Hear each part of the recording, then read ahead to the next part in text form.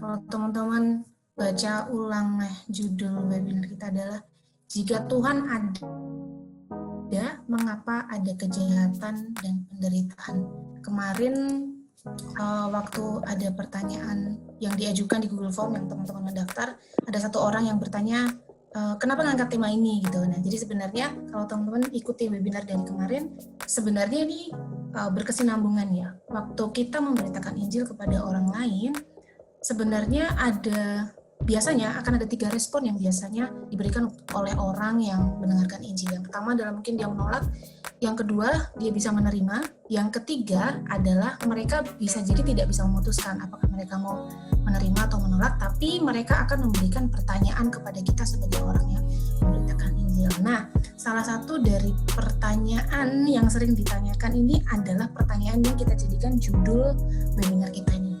Pertanyaannya adalah, jika Tuhan ada, mengapa ada kejahatan dan penderitaan? Jadi tema ini diangkat karena tema ini sering dipertanyakan oleh orang waktu kita sedang memberitakan Injil kepada dia. Jadi ini adalah salah satu pertanyaan yang mungkin memblok seseorang untuk datang dan percaya kepada Injil. Kurang lebih seperti itu latar belakangnya kenapa tema ini diangkat, teman-teman. Dan nanti selama 1 jam ke depan, Ko Samuel akan menyampaikan materi dan saya berharap teman-teman ambil notes, kalau perlu notes untuk mencatat apa yang teman-teman dapetin malam hari ini. Itu sangat berguna karena teman-teman pasti akan mungkin teman-teman akan ketemu dengan seseorang yang menanyakan pertanyaan ini kepada teman-teman semua. Sebentar, saya cek Ko Samuel lagi ya. Dan webinar malam hari ini di host atau diselenggarakan oleh YCIS Indonesia. Mungkin teman-teman udah kenal pelayanan YCIS dari sosial media. Kami adalah satu lembaga pelayanan yang fokus kami adalah memobilisasi teman-teman Kristen untuk memberitakan Injil dengan menggunakan sosial media kita masing-masing. Sambil teman-teman menunggu, kita sama-sama menunggu Pak Samuel ini. Mungkin teman-teman bisa sambil download aplikasi YCIS supaya teman-teman memahami kenapa kita melakukan ini semua. Sebenarnya kita melakukan ini kan gak ada yang lain selain untuk memberitakan Injil gitu. Oke, teman-teman, kita akan mulai karena Pak Samuel sudah datang. Tadi saya perkenalkan sekali lagi, beliau Pak Samuel Sugiharto ini adalah co-founder dari pelayanan Apologetika Indonesia. Teman-teman bisa lihat di Instagramnya @apologetika_indonesia. Dan juga beliau adalah Kepala Pusat Kerohanian Universitas Kristen Petra. Beliau malam hari ini akan membawakan tema yang mungkin juga selama ini jadi pertanyaan kita, entah itu pertanyaan kita secara pribadi atau pertanyaan dari orang-orang di sekitar kita, yaitu jika Tuhan ada, mengapa ada kejahatan dan penderitaan? Kita akan segera mulai saja, dan kita akan mulai dengan doa dulu ya teman-teman. Kak Eriko dari YCIS, boleh tolong saya untuk berdoa, Kak? Siap. Mari kita berdoa teman-teman. Tuhan Yesus, bersyukur buat hari ini, bersyukur buat kesempatan yang Tuhan berikan untuk kami bisa tetap belajar, tetap produktif di masa-masa yang seperti ini Tuhan. Ada berkati hamba-Mu, Kak Samuel Sugiharto, yang akan menyampaikan kebenaran dari firman-Mu. Berikan kami hati yang terbuka juga, yang siap untuk menerima benih firman itu, sehingga benih firman itu tidak lewat dengan sia-sia. Terima kasih Tuhan, kami siap belajar. Di dalam nama Yesus, amin. Amin. Amin. Thank you, Kak Eriko. Terima kasih. Sebelumnya mohon maaf ada gangguan terkait dengan koneksi. Sekarang saya akan coba untuk share layar untuk bisa kita simak bersama-sama. Oke, ini sudah bisa kelihatan layarnya? Bisa, Pak. Oke, sip. Sudah, Terima Pak Samuel, kasih. sudah. Ya.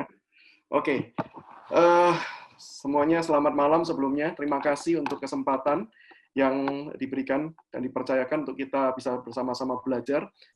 Ya, saya melayani di UK Petra sebagai dosen dan juga Kepala Pusat Kerohanian. Dan juga undangan kali ini juga karena saya bersama dengan dua rekan saya, Pak Bejoli dan juga Pak Yakub Trihandoko, kami bersama-sama membuat sebuah gerakan namanya Gerakan Apologetika Indonesia. Nah, di akhir daripada semua sesi, saya akan, ini layarnya berubah. Di akhir semua sesi, nanti saya akan memperkenalkan lebih lanjut terkait dengan Gerakan Apologetika Indonesia ini. saya percaya tema ini adalah tema yang mungkin juga bukan cuman saat ini saja kita perbincangkan, tetapi juga senantiasa diperbincangkan. Apalagi di tengah kondisi yang marak terjadinya pandemi COVID-19 ini. Nggak heran seorang tokoh seperti John Lennox, dia juga sudah mengeluarkan sebuah tulisan, Where is God in a Coronavirus World? Di manakah Tuhan ketika dunia ini sedang diserang oleh coronavirus? Ataupun misalnya John Piper membuat tulisan Coronavirus and Christ, Christ and Coronavirus. Nah, tulisan-tulisan seperti ini adalah tulisan-tulisan yang sebenarnya intinya sama. Ketika ada penderitaan, Tuhan itu ada di mana? Atau apa sih yang sedang Tuhan lakukan? Kenapa Tuhan izinkan semuanya itu terjadi?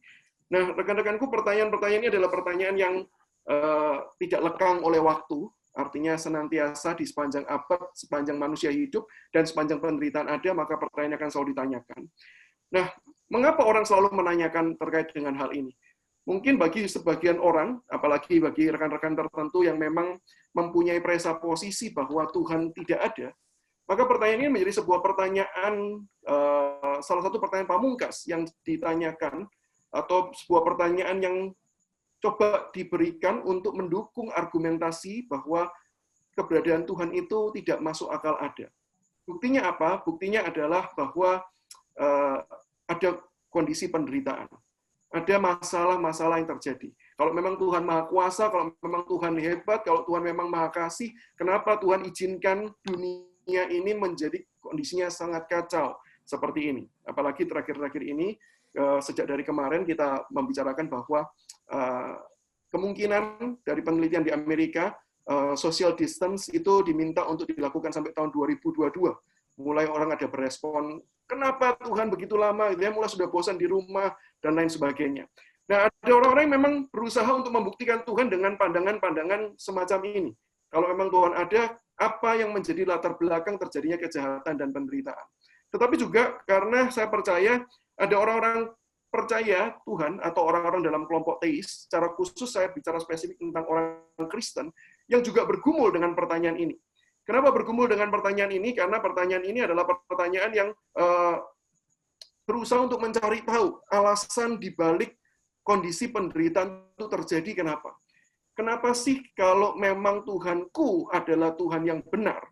Alasan teologis kenapa kok Tuhan izinkan semuanya ini? Nah, kita ingin tahu dengan satu tujuan, saya percaya ini bukan tujuan yang meruntuhkan, tapi justru ada tujuan yang membangun iman. Orang Kristen belajar pergumulan ini adalah untuk mempertumbuhkan imannya. Tetapi juga di dalam kondisi kita sendiri juga adalah orang-orang yang hidup dalam penderitaan. Saya percaya kita mempertanyakan pertanyaan-pertanyaan seperti ini juga untuk mencari tahu alasannya dengan harapan kita mendapatkan penghiburan. Kita berpikir kalau kita tahu penyebabnya apa, kita tahu alasan dibalik itu semua, maka kemudian kita bisa cukup kuat untuk menanggungnya. Nah, rekan-rekanku, pertanyaan ini yang kemudian coba kita hari ini jawab dari sudut pandang orang percaya. Jadi saya tidak akan membicarakan tentang konteks ateisme terkait pertanyaan ini yang coba diberikan kepada orang percaya Tuhan atau teisme atau orang Kristen secara khusus, tapi saya mencoba untuk menjawab di dalam perspektif atau di dalam kacamata orang Kristen yang bertanya. Karena dugaan saya yang mengikuti ini juga mayoritas adalah orang Kristen, dan saya berharap ini juga boleh menolong kita menjadi perspektif kita di tengah-tengah menghadapi pandemi yang sedang kita jalani ini.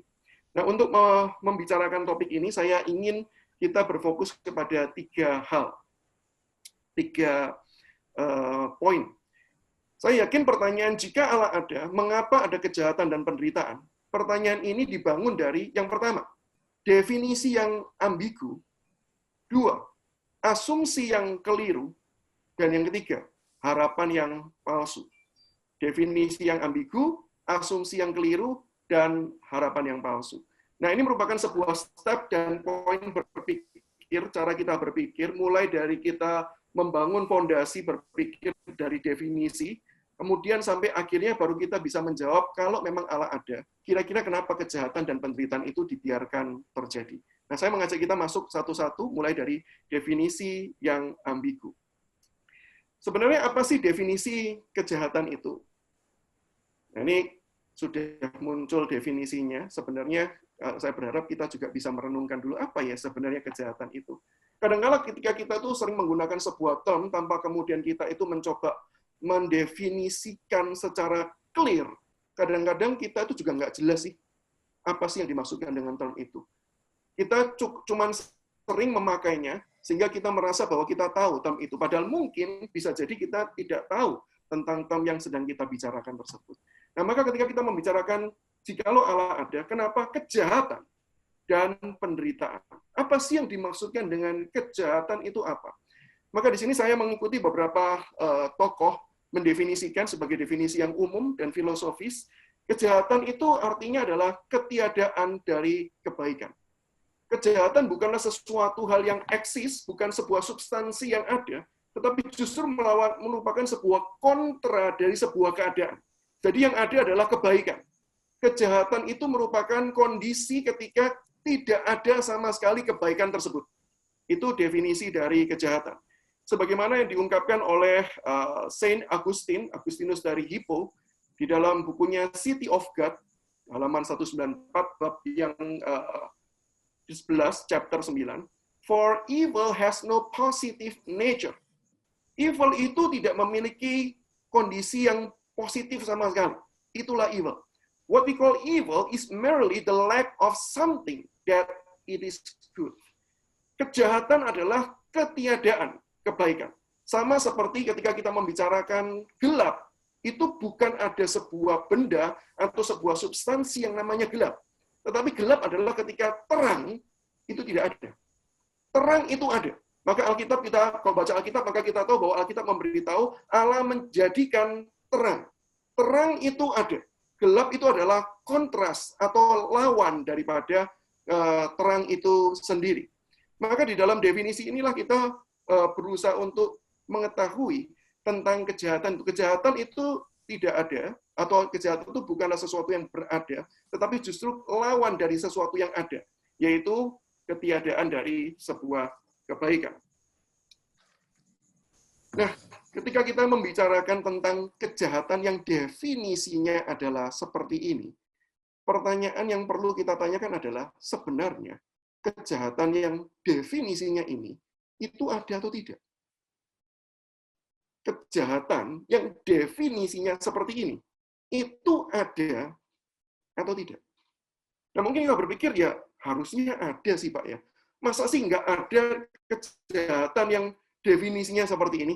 Nah, kalau ada, pertanyaannya adalah, boleh nggak berikan contoh kejahatan yang definisinya sama sekali kondisi di mana kebaikan itu tidak ada? Contoh ya, saya ambil terkait dengan kondisi yang ada sekarang. Coronavirus, COVID-19. Oke? Nah, kalau ditanya, apakah coronavirus COVID-19 ini evil atau bukan? Coba jawab dalam hati ya. Coronavirus COVID-19 ini apakah evil, kejahatan, yang artinya tidak ada kebaikan sama sekali, atau tidak? Maka mungkin kita bisa berkata gini, loh, secara hakikatnya COVID-19 ini ya evil. Karena kan sejauh yang kita tahu sekarang, bahwa belum ditemukan, saya katakan belum ya, karena saya baca, saya teliti, belum ada yang menunjukkan bahwa COVID-19 itu punya kegunaan dan fungsi. Sejauh ini COVID-19 itu berdampak buruk, bukan berdampak positif. Maka secara hakikat, harusnya COVID-19 itu adalah evil. Karena di dalam dirinya sendiri tidak ada kebaikan apapun. Mungkin kita bisa berkata, oh ini evil Pak. Contohnya evil adalah COVID-19. Tetapi saya mau katakan, evil atau tidak evil, itu tidak bisa kemudian kita hanya melihat dari hakikatnya, tanpa kita melihat dari konteksnya. Contoh, kalau andai kata COVID-19 ini tidak bisa, walaupun dia ada, secara hakikat dia adalah evil, secara hakikat dia adalah buruk, tetapi kalau misalnya nih, COVID-19 ini tidak bisa berdampak apapun buat manusia. Pertanyaannya, apakah ini evil? Ada nih COVID-19. Coronavirus ini ada. Tetapi tidak ada konteksnya hubungan sama manusia. Maka saya yakin dan percaya kita tidak bisa mengatakan ini evil. Kenapa? Karena kita tidak melihat dampak buruknya. Kita tidak melihat dan tidak merasakan apa yang kemudian menjadi akibat dari keberadaan dari COVID-19. Contoh, dia ada, tetapi dia tidak memberikan dampak positif, dia tidak memberikan dampak negatif, walaupun pada dirinya sendiri dia mungkin adalah sebuah negatif. Tetapi pertanyaannya adalah, kalau kita mengatakan di dalam dirinya sendiri dia adalah sebuah negatif, tahu dari mana kalau tidak muncul dari sebuah dampak? Nah, maka dari sini pertanyaannya adalah, COVID-19 ini andai kata, dia ada, tetapi dia tidak bisa menyerang sama sekali manusia. Dia ada, bahkan hidup mungkin berdampingan, tapi tidak memberikan positif, tidak memberikan negatif. Maka saya percaya kategori ini tidak bisa dikatakan evil. Karena apa? Ya walaupun mungkin dia adalah sesuatu hal yang bisa dikategorikan buruk, tapi dia tidak memberikan dampak apapun. Bagaimana kalau kondisinya COVID-19 ini bisa masuk di dalam diri seseorang? Apakah ini juga terkategori adalah evil? Kan dia berdampak buruk nih. Sekarang jumlah orang yang meninggal juga semakin banyak, jumlah orang yang kemudian terinfeksi juga semakin banyak, maka kemudian kita bisa berkata, nah ini evil, keberadaannya tidak ada menimbulkan dampak positif apapun. Sehingga ketika orang terkena COVID-19, dia terserang sakit. Maka pertanyaannya adalah, ketika orang itu sakit karena COVID-19, apakah itu evil? Sekali lagi ya, definisi evil-nya adalah tidak ada kebaikan sama sekali. Maka saya yakin dan percaya ketika kalau ditanya sakit itu baik atau buruk, jawabannya buruk. Tapi apakah ketika dalam kondisi seseorang sakit tidak ada kebaikan sama sekali? Saya yakin dan percaya jawabannya tidak. Karena apa? Ketika ada orang yang sakit, buktinya kita melihat masih ada dokter, tenaga medis, masih ada lingkungan yang memperhatikan, masih ada obat yang kemudian berusaha untuk ditemukan, atau walaupun kalau misalnya bicara tentang penyakit yang lain, berarti sudah ada obatnya. Maka ketika seseorang itu sakit, itu memang kondisinya buruk, bukan kondisi yang baik. Tetapi tidak bisa dikategorikan evil, karena ketika penyakit itu ada, tetap ada obat, tetap ada perawatan, tetap ada kondisi dari rumah sakit ataupun keluarga yang memperhatikan. Bahkan saya melihat dan saya menyaksikan beberapa kesaksian dari orang-orang yang terkena COVID-19, justru mereka bisa berefleksi tentang kehidupan ini, untuk kemudian mendapatkan manfaat yang positif di tengah-tengah mereka menghadapi musibah. Jadi artinya, COVID-19 ini buruk, tetapi bukan evil dalam pengertian tidak ada kebaikan sama sekali. Bagaimana kalau kasusnya adalah COVID-19 ini menimbulkan kematian? Bukankah ketika kita membicarakan kematian, itu merupakan sesuatu hal yang buruk? Saya setuju, kematian bukanlah sebuah kabar yang menggembirakan. Tidak ada satu orang pun yang senang dengan kabar kematian. Bahkan ketika membicarakan kematian diri pun, itu merupakan sesuatu hal yang sering dihindari oleh orang. Tetapi apakah ini evil? Di dalam pengertian tidak ada kebaikan sama sekali. Saya percaya, di dalam perspektif theism, khususnya Christian theism, kematian bukanlah sesuatu hal yang buruk atau evil, karena kematian bukanlah akhir dari segala-galanya. Tetapi kematian itu adalah awal dari sebuah kehidupan yang baru. Apalagi ketika kita sebagai orang percaya, sebagai orang Kristen, kita, Yesus Kristus menjadi jaminan keselamatan kita. Maka ketika kita sudah meninggal dunia, kita mati. Maka kita bukan going somewhere yang tidak tahu, kita bukan pergi ke sebuah tempat yang buruk, bahkan Alkitab menggambarkan ke sebuah kondisi, sebuah tempat yang jauh lebih indah daripada tempat yang kita sekarang tinggali. Maka di dalam kematian sendiri, ada pengharapan di dalam Kristus. Ada pengharapan di dalam Kristus. Maka saya percaya kematian bukanlah evil di dalam kategori tidak ada kebaikan sama sekali. Nah, mungkin kita bisa melanjutkan pertanyaannya adalah, bagaimana kalau peristiwanya adalah setelah kita mati, lalu kemudian kita masuk ke neraka? Apakah neraka ini evil? Kalau kemudian, apalagi mungkin sebagian yang berkata, mungkin neraka evil. Kenapa? Karena 2 Tesalonika 1 ayat 9 berkata demikian. Mereka ini akan menjalani hukuman kebinasaan selama-lamanya, dijauhkan dari hadirat Tuhan dan dari kemuliaan kekuatannya. Jadi neraka itu bukan sebuah tempat. Neraka itu bisa digambarkan sebuah kondisi di mana Tuhan tidak lagi hidup bersama-sama dengan mereka dan tidak lagi hidup kemudian memberikan support anugerah dan kasih-Nya yang selama ini diberikan sebagai kehidupan di dalam dunia ini. Maka apakah neraka itu adalah evil? Kelihatannya sih, karena di sana kan tidak ada sumber kasih itu. Betul ya? Di neraka kan Tuhan tidak bersama-sama dengan mereka lagi, maka tidak ada sumber kasih, tidak ada sumber kebaikan. Maka sebagian orang mengatakan neraka itu adalah evil. Saya mau sedikit setuju, walaupun saya masih mempertanyakan. Kenapa mempertanyakan? Karena begini. Neraka itu muncul bukan karena Tuhan yang kasih saja, dalam pengertian bukan karena ini sebuah hukuman dari Tuhan, tetapi neraka itu adalah pilihan dari kehendak bebas manusia. Kenapa saya katakan demikian? Karena begini, ketika seseorang masuk neraka, itu bukan karena dia tidak menjadi orang yang agama tertentu. Saya ulangi ya, orang masuk neraka bukan karena dia tidak mengikuti sebuah ajaran agama keyakinan tertentu, tetapi dia sedang menolak Tuhan yang benar dan Tuhan yang menopang dengan kasih. Sehingga ketika dia hidup, seolah-olah mungkin seperti ini pointer saya, ini adalah manusia berdosa, yang kemudian dipegang, tetapi kemudian dia berkata, saya nggak mau kamu pegang, tolong lepaskan saya nggak mau kamu pegang. Lalu kemudian saya sebagai yang punya tangan memegang berkata, kalau kamu saya lepaskan, maka kamu akan jatuh dan kamu akan hancur. Tetapi kalau kamu pegang, saya pegang, kamu akan aman. Tetapi dia tetap berkata, pokoknya lepaskan saya. Maka di satu titik, maka kemudian berkata, oke, jadilah yang kamu kehendaki. Maka ketika dilepaskan dan pointer ini jatuh, itulah kemudian digambarkan dengan neraka. Dilepaskan dari kasih dan kebaikan Allah yang selama ini menopang. Tetapi kenapa saya katakan bahwa saya tidak setuju sepenuhnya bahwa neraka itu evil? Karena keberadaan neraka atau neraka ini terjadi, kondisi buruk ini terjadi karena satu, kebaikan Allah. Apa kebaikan Allah? Kebaikan Allah mengabulkan apa yang manusia itu inginkan. Kebaikan Allah itu apa? Neraka itu adalah sebuah gambaran di mana Allah tetap baik. Neraka itu bukan gambaran Allah jahat. Kenapa? Karena di dalam atau kondisi neraka itu terjadi ketika manusia menginginkannya. Dan kemudian Tuhan sudah membuat, dalam gambaran kita ya, membuat demikian rupa untuk kemudian merasakan ini loh, lebih enak tinggal dalam kasihku. Tapi manusia kemudian tetap berkata, tidak, aku mau kamu lepaskan semua itu. Ini kehendak bebasku. Ini kehendakku.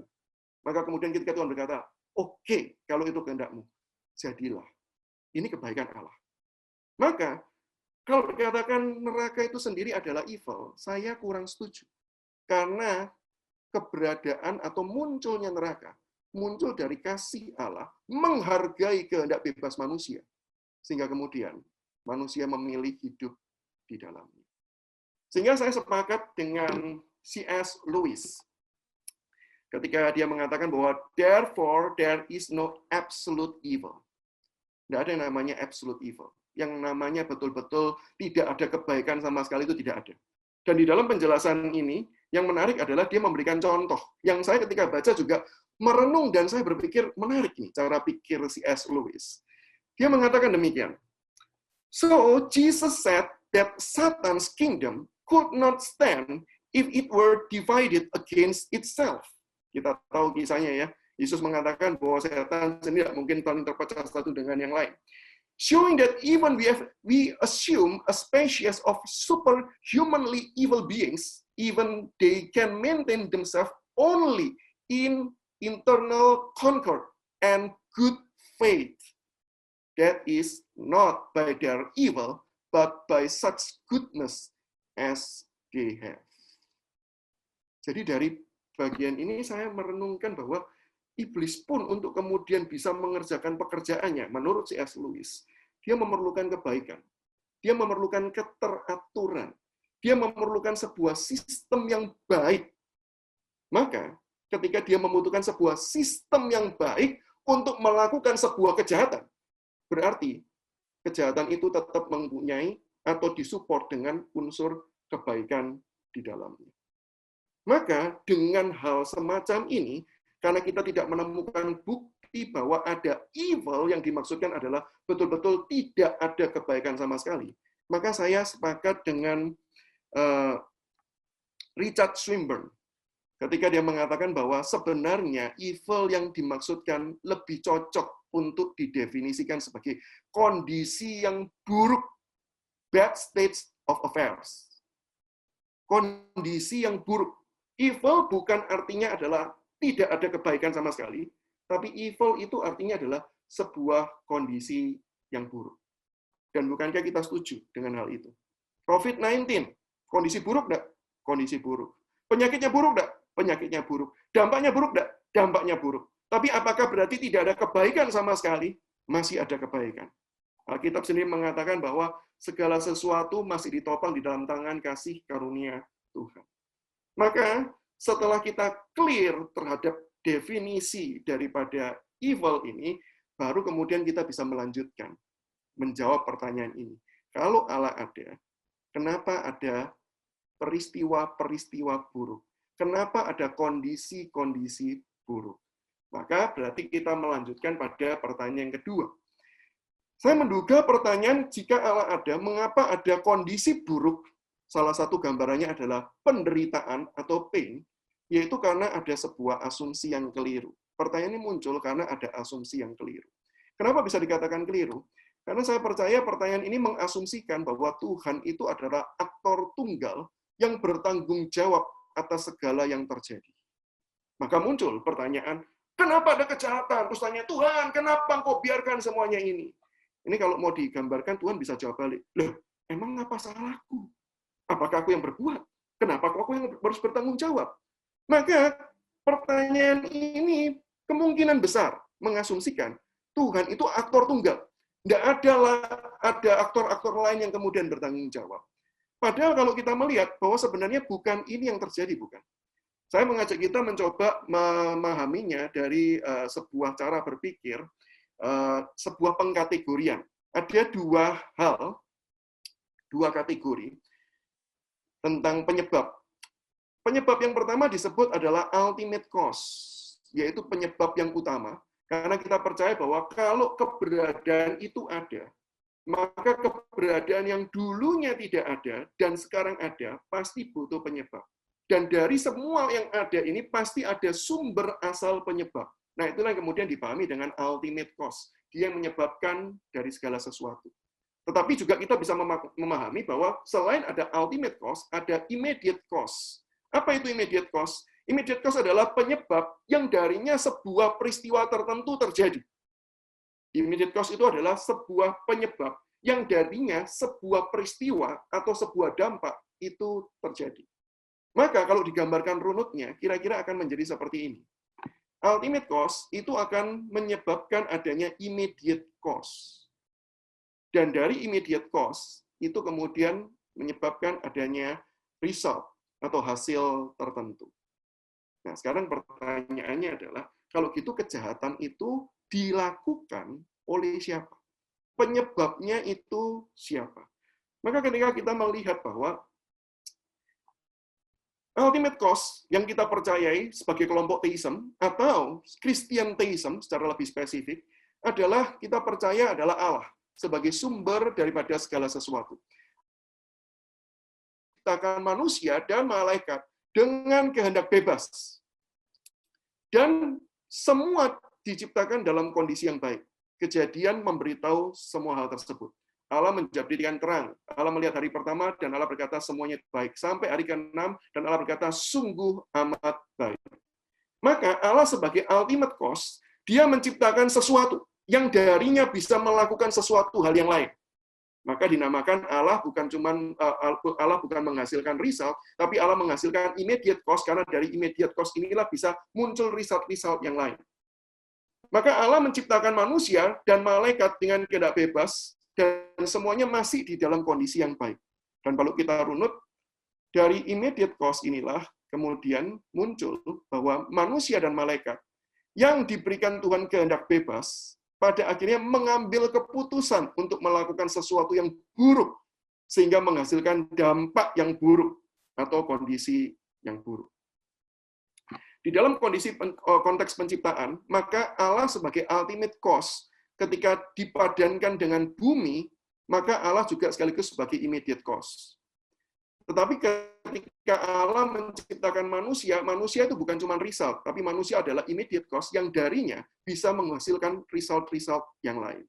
Maka sekarang kalau ditanya, keburukan itu muncul dari mana? Maka bukankah kita setuju bahwa keburukan itu adalah muncul ketika manusia dan malaikat mengambil keputusan berdasarkan kehendak bebasnya, bukan dipaksa, tapi dari kehendak bebasnya sendiri, untuk melakukan sesuatu hal yang buruk. Maka bukankah kalau kondisinya seperti ini, kalau kejahatan itu adalah bagian wilayah di bagian C yang sebelah kiri itu ya, gambarnya lingkaran yang saya nggak jadikan sebagai tanda bahwa itu merupakan sesuatu hal yang buruk, maka kalau keburukan itu dihasilkan oleh immediate cause, bukankah tanggung jawabnya adalah tanggung jawab dari immediate cause, bukan tanggung jawab dari ultimate cause. Maka di dalam hal ini, kalau ada sebuah keburukan yang terjadi, maka setelah kita melihat cara berpikir seperti ini dan lebih jelas, kita tidak bisa langsung menyalahkan kepada Tuhan dan berkata, Tuhan, kenapa semuanya ini terjadi? Kenapa kamu tidak lakukan ini dan itu dan lain sebagainya? Karena yang menyebabkan bukan adalah Tuhan sebagai ultimate cause. Maka tanggung jawab, atau kemudian, kenapa sih kok Tuhan tidak menyelesaikan? Kalau dikatakan seperti itu ya, maka jawaban yang setengah di awal, saya mau katakan, loh, yang melakukan harus yang bertanggung jawab. Maka kerusakan dan kejatuhan dan penderitaan dan keburukan, semua itu adalah muncul dari immediate cause. Maka tanggung jawabnya pun harus dipikul oleh immediate cause itu. Nah, dari bagian ini, saya mau mencoba memilah-milah beberapa kategori terkait dengan immediate cause itu berbuat buruk itu berdasarkan apa saja sih? Penyebab penderitaan atau penyebab daripada kejahatan itu faktornya apa saja sih? Yang pertama kita bisa melihat adanya kuasa gelap. Saya percaya bahwa kondisi buruk, bahkan sesuatu hal yang sangat mengerikan, itu bisa terjadi karena ada pengaruh kuasa gelap di dalamnya. Sebagai contoh, kalau kita baca Alkitab, dengan jelas gambarkan adalah Ayub. Bukankah iblis bisa mendatangkan malapetaka dan bencana? Tentu saja kalau kita membaca, maka perantaranya bukan iblis langsung yang mengambil harta benda si Ayub, tetapi menggunakan orang lain. Tetapi bukankah narator dalam kitab Ayub sudah langsung dengan jelas memberitahu bahwa semua itu, otak di belakangnya adalah si iblis ini. Jadi penderitaan, kondisi yang buruk itu terjadi karena ada pengaruh dari pekerjaan kuasa gelap. Sampai saat ini pun saya masih percaya akan hal tersebut. Di balik segala kondisi yang buruk, ada pengaruh kuasa kegelapan. Entah aktif, entah pasif. Saya tidak setuju kalau apa-apa disalahkan kepada si iblis. Bukan karena saya berteman dengan si iblis, atau bukan karena saya melihat iblis tidak bertindak. Tetapi saya percaya kadangkala iblis cukup pasif, tetapi dia mengontrol yang lain untuk kemudian menggerakkan dan mendorong seseorang jatuh dalam dosa atau dalam sebuah kesalahan. Bisa jadi kesalahan itu adalah murni daripada faktor yang lain, tapi iblis tetap bekerja di balik semuanya itu. Setidaknya saya mau mengatakan gini, contoh praktis. Ketika seseorang bisa jatuh di dalam dosa, orang tersebut jatuh, saya percaya bukan hanya sekedar karena faktor slip, itu termasuk peremehan, atau termasuk adalah sebuah proses generalisasi terhadap penyebab dosa. Saya percaya ada sebuah kondisi sistem yang membentuk seseorang, sampai kemudian dia itu bisa jatuh tergelincir. Nah, kondisi sistem inilah yang kemudian dipegang oleh si iblis. Tapi bisa jadi kejatuhan orang tersebut bukan karena pekerjaan aktif si iblis. Kedua, faktor kejatuhan manusia. Manusia setelah jatuh dalam dosa, Adam dan Hawa jatuh dalam dosa, maka sejak saat itu manusia hidup di dalam kondisi natur kejatuhan. Dan kondisi natur kejatuhan itulah yang kemudian menyebabkan manusia hidup di dalam kedagingan atau hawa nafsu. Karena manusia sudah jatuh, sudah dibelenggu, sudah menjadi hamba daripada dosa, segala sesuatu pikiran dan hatinya ditawan oleh dosa tersebut, maka pada waktu itu muncul kedagingan. Ada penderitaan-penderitaan tertentu yang terjadi karena faktor kedagingan. Contohnya ketika seseorang itu menyontek karena ingin mendapatkan nilai yang bagus. Bahkan ada contek massal gitu ya, atau ada cara-cara tertentu lah pokoknya yang canggih gitu ya. Bukankah ada sebuah film, ini gara-gara virus gitu ya, akhirnya kemudian lihat-lihat kalau udah stres ya, lihat-lihat ada satu film menarik sih, Bad Genius.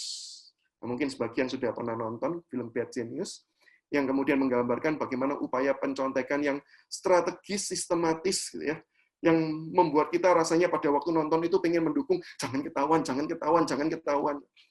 Waktu nonton gitu seru, tapi setelah nonton tuh sadar, kok saya justru mendukung yang buruk ya. Nah, disinilah saya mulai merasa, iya ya, natur kedagingen kita itu mudah jatuhnya itu serawan itu. Kita tuh bahkan ketika nonton, kadang-kadang nggak peka lagi terhadap hal seperti itu. Kita merasa bahwa kita ingin mendukung supaya jangan sampai ketahuan, ayo cepat gitu ya.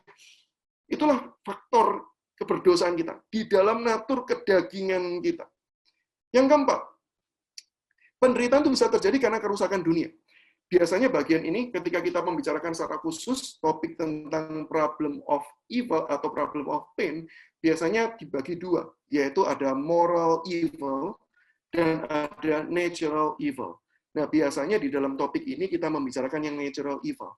Kenapa dunia ini rusak? Kenapa dunia ini bisa ada bencana alam? Apakah bencana alam itu merupakan pekerjaan Tuhan? Di mana Tuhan itu bisa digambarkan dalam gambaran imajinatif. Di surga nggak ada kerjaan, ngelihat dunia ini kok terlalu ramai ya. Sedikit digoncang aja lah, digoyang sedikit gitu ya. Kemudian terjadilah gempa bumi. Saya kok percaya bukan seperti itu. Dan saya percaya kerusakan dunia ini terjadi karena sejak manusia jatuh di dalam dosa. Sebagai kepala dari dunia yang jatuh, maka dunia ini ikut jatuh. Manusia, the head atau the chief of the world, itu jatuh. Maka dunia ini juga jatuh. Kemudian yang digambarkan oleh Tuhan bahwa manusia itu akan berjuang, semak belukar mulai muncul, dan lain sebagainya. Jadi penderitaan kita bisa terjadi karena apa? Dunia ini ikut jatuh dan rusak karena manusia yang jatuh di dalam dosa. Dan bisa jadi faktornya juga adalah faktor kesalahan atau faktor limitasi. Jadi maksudnya yang kelima ini bedakan dengan yang ketiga. Kalau ketiga itu berarti natur dosa kita yang menguasai kita sehingga menghasilkan sebuah produk tertentu atau sebuah hasil karya tertentu di dalam dosa. Itu kedagingan. Tetapi kalau kesalahan itu faktor karena memang kita terbatas. Jadi nggak ada yang salah. Cuman karena kita terbatas, kita nggak bisa melihat jauh ke depan, sehingga kita tidak tahu. Maka akibatnya adalah kita mengalami penderitaan atau kerugian. Contoh, banyak orang ketika sudah invest sesuatu di tahun awal 2020, tidak pernah menyangka terjadi pandemi ini. Sehingga akibatnya adalah banyak orang kolaps. Ketika kolaps, karena apa? Sudah membuka bisnis, misalnya contoh, ada orang baru buka bisnis, berharap dia sukses, nyatanya tidak sukses, karena ada pandemi. Nah kan bukan karena salahnya dia, bukan karena dia serampangan menghitung, bukan karena faktor-faktor yang lain, tetapi faktor sekedar limitasi. Keterbatasan manusia bisa menimbulkan penderitaan. Yang keenam, yaitu karena faktor kebenaran. Seseorang juga bisa menderita. Di dalam dunia yang sudah rusak, maka sistem yang berlaku itu adalah sistem yang rusak. Sama seperti kalau kita punya gadget, lalu gadget kita itu kita masukkan di dalam air selama beberapa bulan, tanpa pelindung apapun. Ketika kita keluarkan, maka kita sudah pasti sadar bahwa kondisinya pasti dalam rusak. Sehingga di dalam sistem yang rusak, yang harusnya terjadi adalah kerusakan. Yang harusnya terjadi adalah tidak bisa nyala. Betul kan ya? Maka, di dalam kondisi yang dunia yang sudah rusak, kalau kita mengalami penderitaan, sebenarnya kita tidak perlu kaget. Karena memang dunianya sudah rusak. Dunianya sudah hancur. Sistemnya sudah rusak oleh dosa. Tetapi kalau kemudian kita itu berjuang untuk hidup benar, seringkali dampaknya adalah buruk. Karena kebenaran itu sistem default sebelum dunia rusak. Sehingga kalau itu dijalankan di sebuah sistem dunia yang tidak rusak, hasilnya menguntungkan. Tetapi karena sistemnya sudah rusak, kita berbuat yang benar, justru orang yang benar ini di dalam sistem yang rusak, justru berperan sebagai virus. Sehingga nggak heran dilawan terus-menerus untuk dihancurkan.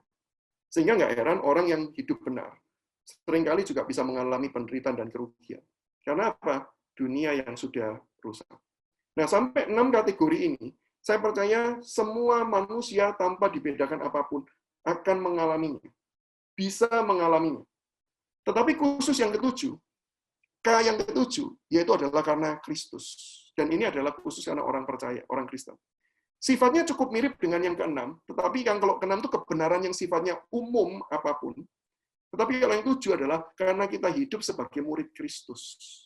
Nah, yang di sini counternya itu, lawannya itu persis yang paling atas.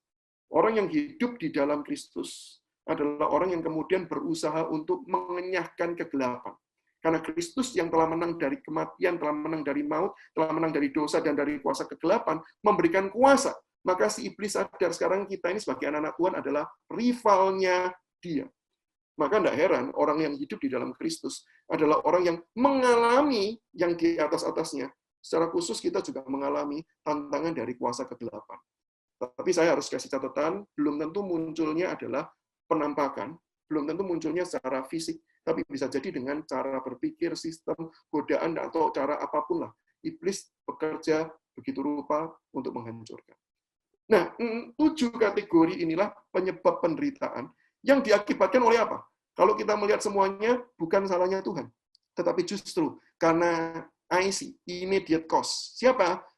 Nomor 1, kalau tidak iblis. Nomor 2 adalah manusia yang sudah jatuh di dalam dosa. Nah, sekarang lanjutannya. Kalau begitu, IC, immediate cause, dalam kategori ini adalah manusia dan iblis, yang berdosa, itu baru menjadi tanggung jawabnya Tuhan. Ya lagi ya, kerusakan itu bukan tanggung jawabnya Tuhan. Bukan disebabkan oleh Tuhan, sehingga bukan Tuhan yang harusnya menanggung, tetapi manusia. Karena manusia dan kuasa kegelapan yang kemudian berperan di dalamnya. Jadi yang bertanggung jawab atas terjadinya semua kerusakan, itu adalah manusia dan si jahat. Tetapi karena manusia, dan dalam kurung malaikat yang jatuh, itu diciptakan oleh Tuhan, maka dalam hal ini Tuhanlah yang bertanggung jawab terhadap manusia secara khusus dan juga kaitannya dengan si jahat, si iblis. Tapi tanggung jawabnya berupa apa? Tanggung jawabnya bukan berupa gini. Loh ya benar kan, berarti karena Tuhan menciptakan manusia, manusianya bisa berdosa, akibatnya dosa, jadi semuanya tetap balik salahnya Tuhan. Enggak, manusia karena diberi kehendak bebas, bukan disuruh dan diperintah, maka kerusakannya tanggung jawab manusia. Tetapi manusia yang sudah diberikan kehendak bebas oleh Tuhan, itu wajib mempertanggungjawabkan kembali kehendak bebasnya kepada Tuhan. Sama seperti kalau kita pemegang uang, kita mempercayakan uang kita kepada sebuah tempat untuk mengelolanya. Kalau dia gagal, itu urusannya, bukan urusan kita. Tapi kita berhak menuntut tanggung jawab dari orang yang sudah kita pinjami untuk mengembalikan uang yang kita miliki. Sehingga ketika manusia jatuh di dalam dosa, tanggung jawab yang Tuhan pegang itu adalah menuntut hukuman. Sehingga kalau Tuhan menghukum manusia dan menghukum iblis karena menggunakan kehendak bebas, dengan cara yang salah, itu bukan Tuhannya jahat. Tapi itu adalah bagian dari tanggung jawab Tuhan sebagai pencipta yang menciptakan manusia dengan kehendak bebas. Tetapi yang menarik di dalam bagian ini, kita melihat bahwa Tuhan itu bukan sekedar memberikan hukuman. Hukuman itu merupakan sebuah konsekuensi yang wajib karena manusia yang gagal. Tetapi di dalam hal ini kita melihat Kristus Yesus, Allah Tritunggal menyatakan kasih-Nya, sehingga Allah memberikan anugerah. Saya gambarkan hukuman itu di bawah, karena memang itu adalah yang seharusnya terjadi, dan anugerah itu di atas, melampaui. Apa yang harusnya Tuhan lakukan kepada manusia yang gagal? Ya dihukum. Tetapi Tuhan juga bisa melepaskan dengan cara memberikan anugerah. Sehingga anugerah itu adalah bagian dari kedaulatan Tuhan, yang tidak harusnya diberikan kepada manusia, tetapi Allah memberikannya kepada manusia. Sehingga dari sini kita tahu ya, bagian masing-masing ya, penderitaan dalam dunia, kejahatan di dalam dunia, kondisi buruk dalam dunia, itu karena apa? Bukan karena Tuhan. Jadi kalau mau tanya, misalnya, ada orang merampok, atau ada peristiwa yang buruk terjadi, sebenarnya kalau kita mau jujur-jujuran, harusnya nggak boleh ngomongnya gini dong. Ya, Tuhan, kenapa sih kok izinkan semuanya terjadi? Ya, harusnya salahkan sama yang ngerampok. Harusnya salahkan sama orang yang berbuat salah. Bukan salahkan kepada Tuhan. Jangan mengeluhkan itu kepada Tuhan, bukan Tuhan yang menyuruh kok. Bukan Tuhan yang kemudian memerintahkan. Tetapi ketika orang tersebut dihukum, itu wajar. Tetapi ketika orang yang harusnya dihukum, dilepaskan, itu boleh. Saya ulangi ya, orang yang berdosa dihukum, itu wajar. Tetapi orang yang berdosa dilepaskan dalam anugerah, boleh. Karena apa? Tuhan yang punya tanggung jawab semuanya. Jadi dari sini kita melihat konsep anugerah adalah konsep yang sangat logis sekali. Ini bukan konsep yang tidak logis, tapi konsep yang kita bisa pahami bersama-sama. Nah, bukankah kita sekarang berkata, ya kalau memang demikian, apakah berarti kita tidak boleh nih mengeluh kepada Tuhan? Nah, nanti saya akan jawab itu melalui poin ini. Jika Allah ada, kenapa ada kejahatan dan penderitaan? Saya menduga pertanyaan ini dibangun dari harapan yang palsu. Apa maksudnya harapan yang palsu itu? Saya yakin dan percaya ketika orang berkata, loh, tapi kan Tuhan Maha Kuasa, tapi kan Tuhan Maha Baik. Harusnya, nah perhatikan kata-kata ini, harusnya kalau Tuhan Maha Kuasa dan Tuhan itu Maha Kasih, Tuhan bisa dong cegah semuanya itu. Iya sih, memang bukan salah Tuhan. Nah, mungkin orang itu berkata gini, oke, dari poin kedua saya sadar, memang bukan salah Tuhan. Tapi Tuhan kan kasih, Tuhan kan kuasa, Tuhan sanggup dong mencegah semua hal yang buruk itu terjadi. Jadi harapannya adalah, ya jangan sampai ada kejahatan lah, jangan sampai ada peristiwa yang buruk lah. Ya Tuhan aja yang repot, Tuhan yang cegah segala sesuatu dengan berbagai macam cara Tuhan. Tolonglah pokoknya Tuhan yang kerjakan itu. Nah, pertanyaannya begini, apakah dengan intervensi Tuhan, itu akan menghasilkan sebuah kondisi yang lebih baik? Nah, ini pertanyaan yang mau saya ajak kita renungkan. Kita kan berharap kondisinya jauh lebih baik. Kita berpikir, dengan tidak adanya kejahatan dan penderitaan, maka kondisinya akan lebih baik. Nah, kita berharap kalau tidak ada kejahatan, caranya bagaimana? Manusianya nggak bisa diandalkan, karena manusia punya kehendak bebas, apalagi sudah jatuh dalam dosa. Ya sudah, kenapa kok tidak Tuhan saja yang intervensi? Maka saya mau tunjukkan bahwa kalau Tuhan intervensi, itu bukan pilihan yang lebih baik. Justru pilihan yang lebih buruk. Sekali lagi ya, intervensi Tuhan itu bukan sebuah pilihan yang lebih baik, tapi justru adalah sebuah pilihan yang lebih buruk. Kenapa bisa seperti itu? Yang pertama, kalau Tuhan itu mencoba melakukan intervensi, maka saya yakin dan percaya Tuhan yang mencoba untuk melakukan intervensi, itu akan menyebabkan manusia yang punya kehendak bebas, itu tidak bisa melakukan perbuatan jahat. Tapi bukan karena manusia itu tidak jahat. Sekali lagi ya, Tuhan cegah. Manusia punya kehendak bebas, manusia bisa berbuat jahat, tapi ketika mau berbuat jahat, Tuhan cegah. Sehingga mau mukul, tangannya dipegang. Nggak bisa memukul. Ini tidak berarti manusianya menjadi manusia yang baik. Walaupun kondisinya yang terlihat tidak ada kejahatan atau kriminalitas yang terjadi. Tetapi karena apa? Ya, karena cuma penyebabnya satu. Manusianya tidak bisa. Manusianya improbable. Bukan impossible. Kalau impossible berarti sesuatu yang mustahil terjadi. Kalau improbable, harusnya bisa. Manusia kalau diberi kehendak bebas, bisa nggak berbuat jahat? Ya harusnya bisa, wong dia punya kehendak bebas. Tapi karena Tuhan cegah, jadi dia improbable untuk berbuat jahat. Pertanyaannya, manusianya jadi baik apa enggak? Enggak. Kalau manusia jadi tidak dalam kondisi seperti ini, berarti contoh, berarti kan enggak ada kejahatan. Berarti semuanya kan nanti masuk surga, misalnya begitu ya. Pertanyaannya, surga itu tempat kumpulan orang baik atau tempat kumpulan orang yang pura-pura baik?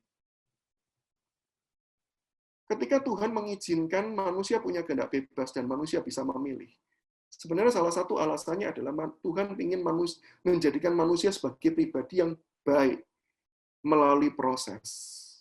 Penderitaan adalah cara Tuhan memproses manusia. Penderitaan diizinkan untuk memurnikan manusia. Keberadaan kehendak bebas dipercayakan supaya manusia bisa menjadi manusia sesungguhnya, sehingga ketika dia memutuskan berbuat baik, karena memang dia betul-betul adalah orang yang sudah dimurnikan dan menjadi orang baik. Nah, saya lanjutkan. Kenapa kok bisa muncul tertekan ini? Karena berikutnya.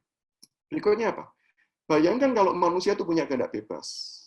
Dan ketika dia punya kehendak bebas, lalu kemudian dia dilarang untuk menggunakannya. Contoh ya, saya amati beberapa yang muncul di layar saya ini ya. Tadi ada beberapa yang minum, begitu kan ya, ambil minum. Nah, coba saya katakan sekarang, jangan minum. Oh, jangan minum tuh. Nah, itu yang pakai gelas putih, jangan minum. Bisa minum harusnya, betul ya? Tapi kemudian ketika dicegah, nggak boleh minum. Aduh, nggak boleh minum. Tapi haus, mau minum gimana? Begitu mau ambil lagi, nggak boleh lagi. Saya yakin hidup dalam kondisi seperti ini adalah hidup yang tertekan. Betul nggak? Maka kalau Tuhan lakukan intervensi, dan manusia masih punya kehendak bebas, maka manusia justru akan berpikir ini kondisi lebih buruk. Setuju? Karena tertekan. Maka sebaliknya. Oke, kalau gitu problemnya gini, ya sudah, Tuhan tidak usah kasih manusia kehendak bebas. Kan tadi ceritanya gini, kalau Tuhan kasih kehendak bebas, tapi dicegah, manusia tertekan. Ya sudah, Tuhan sekarang ambil jalan kedua. Tidak usah kasih manusia kehendak bebas. Atau dengan kata lain, manusia cuma jadi sekedar seperti robot. Maka di dalam kondisi ini, saya percaya juga bukan kondisi yang baik. Kenapa bukan kondisi yang baik? Karena dalam kondisi seperti ini, kondisi dalam manusia itu sebagai robot, yang dituntut dari sebuah robot atau sebuah barang, itu bukan kasih, tetapi relasi kerja.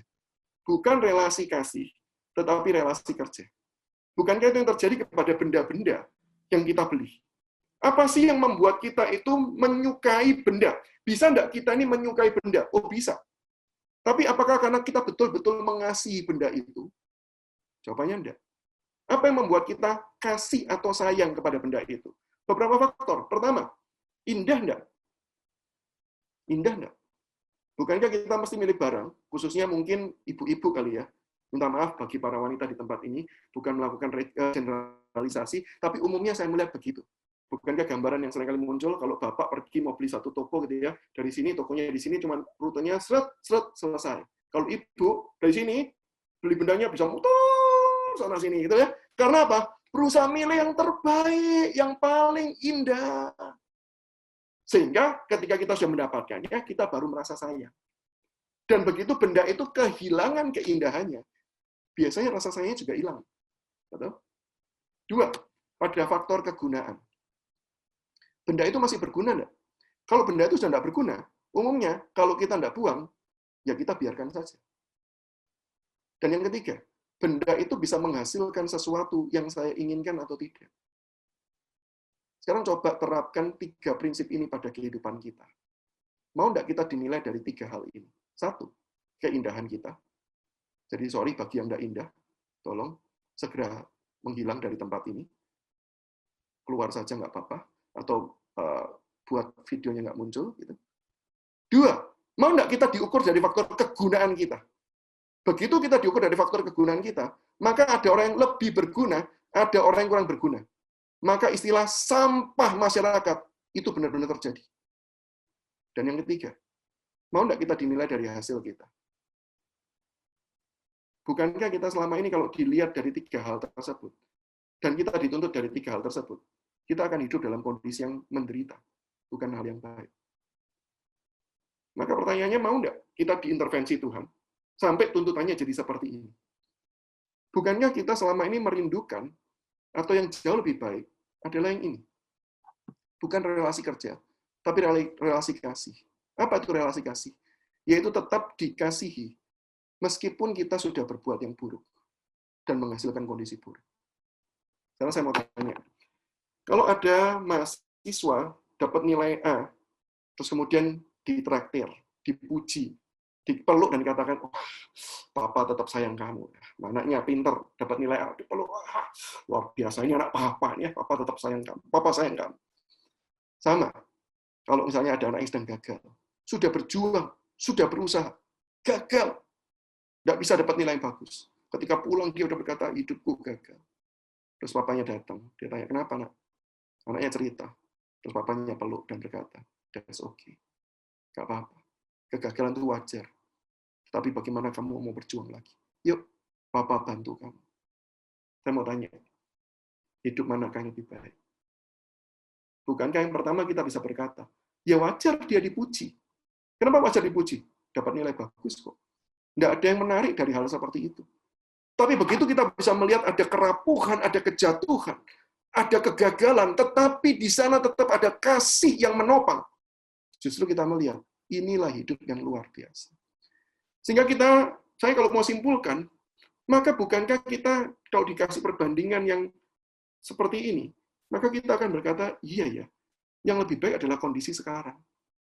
Memang ada kehancuran, memang ada keburukan, memang ada penderitaan. Tapi bukankah Alkitab memberitahu kita bahwa di balik semuanya itu, bukan kuasa jahat yang berusaha menghancurkan saja, tapi ada tangan kasih karunia Tuhan yang menopang. Sehingga kita jauh bisa melihat Tuhan itu maha kasih. Kalau Tuhan cuma sayang orang-orang yang baik, itu biasa. Tapi kalau kita menyadari Tuhan bisa sayang setiap kita yang sudah rusak, kita baru sadar anugerah Tuhan itu besar. Sehingga kalau mau tahu besarnya anugerah Tuhan, butuh apa? Mau tahu anugerah Tuhan, besarnya anugerah Tuhan, bukan butuh kehidupan normal, lancar, bukan butuh kehidupan yang tanpa ada cacat celah sedikit pun, tapi kita baru bisa melihat besarnya anugerah Tuhan. Ketika Tuhan izinkan ada penderitaan, walaupun bukan Dia menyebabkan, tapi Dia tetap memberikan kasih di balik semuanya itu, yang bisa mengampuni, yang bisa memulihkan semuanya. Maka, dengan hal ini, saya mau berkata bahwa kalau kita berharap Tuhan mencegah, dunia ini, kehidupan ini akan jauh lebih buruk. Maka bukankah kalau kita disuruh milih sekarang ya, mau pilih intervensi, kehendak kita diambil, kehendak bebasnya tidak ada, atau kita mau transformasi, intervensi atau transformasi, mengubah kondisi buruk menjadi kondisi yang baik. Dalam pengertian apa? Kalau kita melihat di dalam catatan Alkitab yang kita tahu bersama-sama, melalui kematian Kristus, keselamatan dihadirkan bagi manusia yang berdosa. Ada keburukan, ya. Ada kejatuhan, ya. Tetapi itu tidak pernah membuat sampai titik akhir, sehingga kita bisa berkata, ini evil, karena tidak ada kebaikan sama sekali. Karena di dalam keberdosaan manusia yang harus dihukum. Anak Allah sudah mati menggantikan kita. Mati menanggung dosa manusia. Sehingga di dalam kejatuhan manusia, tetap ada kasih karunia yang datang dari Allah. 2, melalui kebangkitannya, pengharapan diberikan kepada manusia. Melalui kebangkitan Kristus yang sudah mengalahkan segala sesuatu, maka di akhir Matius 28 mencatat, segala kuasa di surga dan di bumi telah diberikan kepada aku. Maka di situ kita punya pengharapan. Kalau kita menjalani dunia ini, di dalam kasih Allah, tidak ada satu hal apapun yang bisa menghancurkan kita. Tidak ada satu hal pun yang bisa memisahkan kita dari kasih Allah. Bukankah itu kondisi yang indah? Ada lembah-lembah kekelaman. Seperti Mazmur 23 mengatakan, sekalipun aku berjalan dalam lembah-lembah kekelaman, tapi bukankah kita bisa melihat, aku tidak takut bahaya, sebab engkau besertaku. Dan melalui kenaikannya, kesempurnaan akan segera dinyatakan. Di bumi, seperti di surga. Kenaikan Kristus dan Roh Kudus yang turun, itu membuat pekerjaan di dalam dunia ini terus-menerus terjadi. Dunia ini rusak, iya. Tetapi saya percaya dunia yang rusak ini sedang disempurnakan oleh pekerjaan Kristus, pekerjaan Roh Kudus, melalui kehidupan orang-orang percaya. Di bumi, sampai jadinya seperti di surga. Nah, tadi kalau saya katakan, kita itu pengen tahu alasan. Kita itu pengen tahu, kenapa sih kok Tuhan itu mengizinkan semuanya ini terjadi. Dengan sebuah harapan. Harapannya apa? Dengan saya tahu bahwa alasannya apa? Saya jadi kuat. Saya mau katakan itu harapan yang keliru. Kita menjadi kuat bukan karena kita tahu alasannya kenapa penderitaan itu terjadi. Tapi kita jadi kuat karena kita tahu di balik semua itu pribadi yang memegang kendali. Kekuatan menghadapi penderitaan bukan karena kita mengetahui alasan di baliknya, tetapi mengetahui pribadi yang memegang kendali semua yang terjadi. Itu yang membuat kita, walaupun kita tidak tahu alasannya. Saya nggak tahu teman-teman hari ini ketika kalian juga mungkin melihat, mengikuti webinar ini, mungkin ada pergumulan tersendiri, pergumulan yang khusus. Kita mungkin kalian menghadapi sebuah tekanan, kalian ingin tahu kenapa sih kok Tuhan izinkan seperti ini. Ketika kita sudah bercoba berbuat baik, tapi kenapa sih kok Tuhan izinkan berbagai hal buruk tetap terjadi? Mungkin kita tidak pernah menemukan jawabannya. Yes, tidak masalah. Kita kuat bukan karena kita tahu semuanya itu. Kita kuat karena kita tahu tetap ada pribadi yang memegang kendali di balik semuanya itu. Maka benarlah sebuah himne yang dalam bahasa Indonesia judulnya adalah Ku Tahu Yang Memegang Hari Esokku. Yang menarik adalah di bagian refrennya, ya.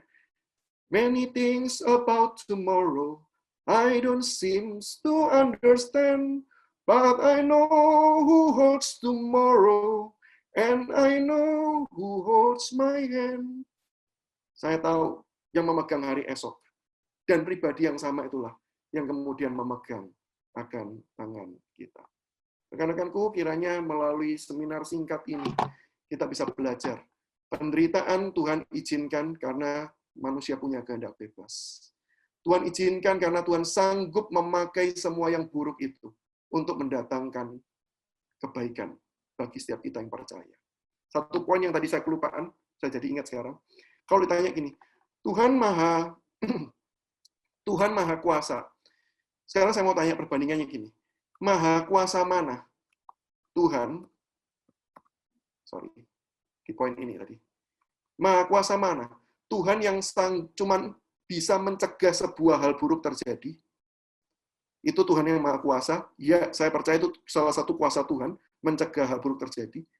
Tapi lebih kuasa mana? Dengan mengubahkan hal yang buruk menjadi baik. Bukankah jauh lebih berkuasa Tuhan yang sanggup mengubah hal yang buruk menjadi hal yang baik? Dan saya berdoa dan saya percaya, kalau hari ini kita mengalami kondisi yang buruk, Tuhan sanggup menjadikan semuanya itu kebaikan bagi orang-orang yang mengasihinya, yaitu orang-orang yang mengasihi Tuhan, dan menjadikan kita semakin serupa dengan gambaran anaknya. Sekian dari saya. Tuhan Yesus memberkati. Terima kasih banyak, Pak Samuel, untuk Ini pemaparannya. langsung menjawab pertanyaan, sekali. Bu Tian, atau? Boleh, Pak.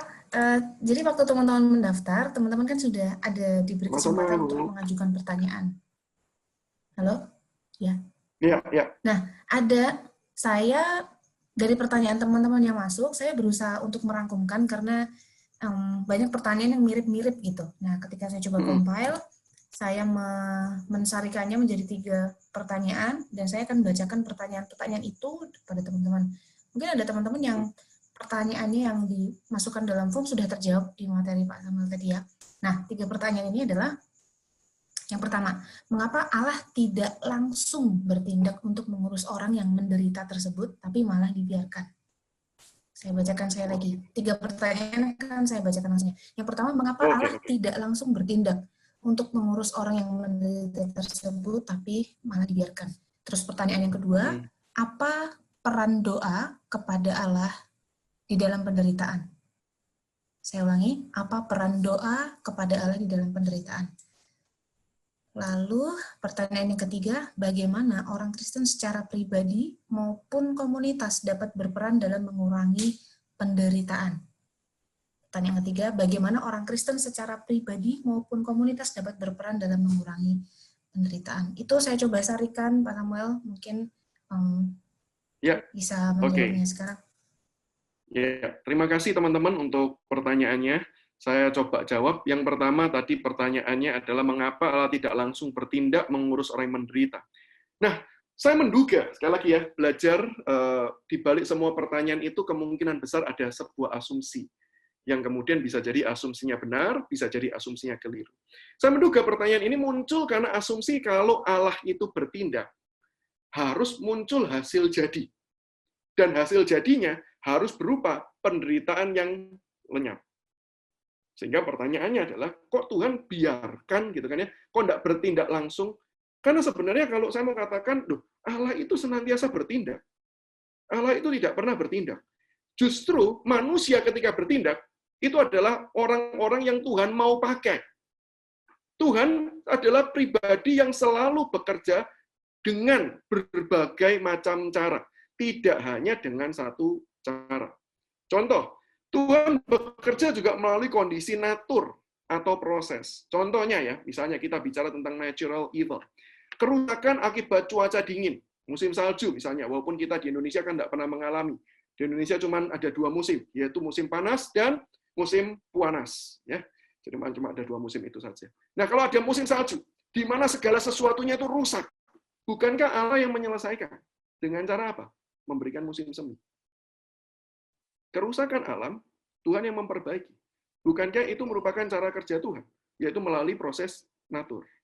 Yang kedua, Allah juga bisa bekerja melalui manusia. Dan umumnya jalan inilah yang Tuhan pakai. Jadi bukan Tuhan biarkan, tapi memang Tuhan mau memakai manusia dan melibatkan manusia sebagai partner kerjanya Allah. Karena sekali lagi, kalau kita percaya dan kita melihat konteks kekristenan, Allah menciptakan manusia untuk menjadi pemimpin dari dunia. Maka ketika Allah mau mengerjakan sesuatu di dalam dunia, maka Allah mau berpartner dengan manusia. Manusia adalah gambar dan rupa Allah yang ditetapkan, dipanggil menjadi pemimpin. Nah, di dalam kategori manusia yang dipakai oleh Allah, tetap ada dua jalan. Jalan yang pertama adalah jalan umum, atau yang biasa disebut anugerah umum. Contohnya, ada orang mengalami kecelakaan. Bukankah itu bisa dikatakan sebuah kondisi yang buruk, sebuah kejahatan, atau sebuah penderitaan. Bagaimana cara? Kenapa kok Tuhan biarkan? Tuhan tidak membiarkan. Buktinya apa? Tuhan kirimkan ada orang-orang yang membantu dan menolong. Dalam hal ini Tuhan mau pakai anugerah umum yang ada di dalam hati nurani manusia. Saya percaya hati nurani manusia tidak hancur, tidak lenyap, tidak hilang. Hati nurani manusia memang berdosa, tidak bisa berperan sebagaimana mestinya, tetapi Tuhan bisa pakai itu untuk mendatangkan kebaikan. Sehingga kalau ada orang kecelakaan di jalan, lalu ada orang nolong nggak dikenal, tetap mau membantu, tetap mau menolong. Yang lalu ada orang yang terjebak mau pergi ke rumah sakit, ada orang yang tahu kemudian lewat, kemudian berusaha membantu, walaupun nggak kenal. Setelah selesai dikasih uang pun juga dia nggak mau. Karena apa? Ya murni mau menolong. Bukankah sekarang kita harus melihatnya itu adalah cara kerja Tuhan. Tuhan pakai manusia melalui kondisi natur hatinya, hati nuraninya. Yang kedua adalah anugerah khusus di mana Tuhan nyatakan providensia Tuhan. Providensia ya, bukan mujizat. Terkhusus kalau kita bicara providensia adalah bagi orang-orang yang hidup di dalam kebenaran Allah. Saya pernah dengar satu kesaksian nyata, karena ini rekan sendiri, mengelola sebuah tempat pelayanan, di mana ada orang-orang yang ditampung di sana. Nah, karena namanya tempat pelayanan, pasti dia bukan mengandalkan profit, bukan mencari untung, tapi dia membutuhkan donatur. Ada satu titik di mana di masa itu dia mengalami kesulitan, kesusahan. Sampai akhirnya orang-orang yang ditampung ini kehabisan bahan makanan. Nah, lalu orang ini, dia adalah anak Tuhan, dan dia mengerjakan pelayanan itu adalah juga untuk pekerjaan Tuhan. Maka kemudian dia mengajak orang-orang yang ditampungnya ini untuk sama-sama berdoa. Yuk kita doa yuk. Sore ini tidak ada makanan. Benar-benar tidak ada makanan. Bukan seperti kita masih punya makanan, bilangnya nggak ada makanan. Ini benar-benar tidak punya makanan. Selesai berdoa. Yang menariknya adalah, tiba-tiba ada orang ketok-ketok, dan kemudian berkata, benar ini rumah Pak ini? Benar. Oh Pak, ini ada kiriman makanan. Dan makanan itu datang, dan bisa dinikmati. Ketika teman ini cerita, dia bilang, saya loh tidak pernah telepon orang. Saya tidak pernah angkat suara saya kepada orang lain. Saya cuma angkat suara saya pada satu pribadi, yaitu Tuhan. Dan dia dengar doa. Dia jawab. Wah, dengar kayak gitu tuh merinding gitu ya. Tuhan tuh bisa jawabnya seperti itu gitu. Tapi ini bukan mujizat. Namanya adalah providensia. Karena apa? Ada orang yang nganter. Caranya natural, tetapi pengutusannya itu providensia Allah. Nah, yang ketiga adalah Tuhan bekerja memang secara langsung. Dan biasanya kategorinya adalah mujizat. Kalau dikatakan mujizat ini, contohnya apa? Yang menghadapi penderitaan, atau mujizat apa yang menghadapi kejahatan. Saya tidak punya banyak contoh nyata dalam hal ini, maka saya mau pakai satu contoh aja, yang paling nyata, yang ada di dalam Alkitab. Penderitaan dan kejahatan manusia. Semua diselesaikan dengan cara Tuhan melalui mujizat. Yaitu apa? Inkarnasi, kematian, dan kebangkitan Yesus Kristus. Maka saya percaya bahwa Tuhan itu senantiasa bekerja. Cuman caranya macam-macam saja. Nah, kalau ditanya, kenapa kok tidak selalu cara yang ketiga? Kenapa kok tidak selalu dengan cara mujizat? Ya, tidak ada jawaban yang eksplisit memberitahu kita tentang hal ini. Tetapi satu hal yang kita bisa pelajari dari kebenaran Alkitab, Tuhan itu ingin bekerja sama dengan manusia. Karena ketika Tuhan memakai manusia, pada waktu itulah relasi kasih antara Allah dan manusia itu juga terjadi. Di dalam pelayanan, itu bukan cuma tugas Tuhan nyuruh kita, sudah pergi ya kamu pelayanan ya, lalu urusannya orang yang melayani dengan orang yang dilayani. Salah. Ketika Tuhan memanggil seorang pelayanan, sebenarnya pertama-tama yang dilayani adalah orang yang dipanggil untuk melayani. Tuhan melayani mereka terlebih dahulu. Tuhan mengasihi mereka terlebih dahulu. Tuhan beranugerah kepada mereka terlebih dahulu. Dan bukankah di dalam hal tersebut relasi itu terjadi? Relasi itu terbangun. Dan bukankah itu yang indah? Daripada Tuhan cuma menjadi seperti mesin ATM, di mana kemudian selesai urusan kita tinggalkan. Maka kita adalah menjadi bukan orang yang mengasihi Allah, tetapi cuma menggunakan Allah. Tuhan tidak selalu menggunakan mujizat. Kadangkala Tuhan gunakan mujizat. Tapi Tuhan mau memakai manusia sebagai cara utama ia bekerja. untuk membawa perubahan dan perbaikan. Karena melaluinya Allah bisa berelasi kasih dengan Tuhan senantiasa bekerja. Jangan salah ya, saya ulangi, Tuhan senantiasa bekerja. Cuman caranya berbeda-beda. Nah, jawaban yang kedua, terkait dengan doa. Apa fungsinya doa di dalam kaitannya dengan penderitaan? Nah, Alkitab itu tidak pernah mengajarkan doa itu sekedar sebagai sarana permohonan kepada Tuhan.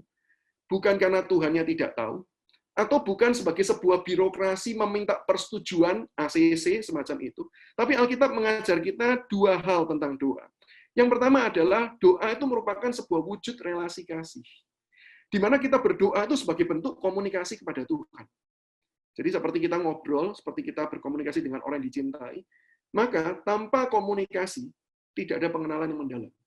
Kenapa Tuhan memanggil kita dan meminta kita untuk berdoa? Karena Tuhan ingin kita mengenal Dia lebih dalam lagi. Tanpa komunikasi, kasih itu juga akan menjadi hambar dan kering. Maka Tuhan rindu kita itu senantiasa berdoa kepada Tuhan. Sebagai apa? Wujud komunikasi kita kepada Tuhan. Dan saya percaya tanpa komunikasi masalah juga akan terjadi. Sehingga Alkitab memberitahu doa itu wujud komunikasi. Nah, kalau orang membayangkan komunikasi, umumnya komunikasi itu yang positif. Umumnya komunikasi itu adalah komunikasi yang sama-sama enak, gitu ya.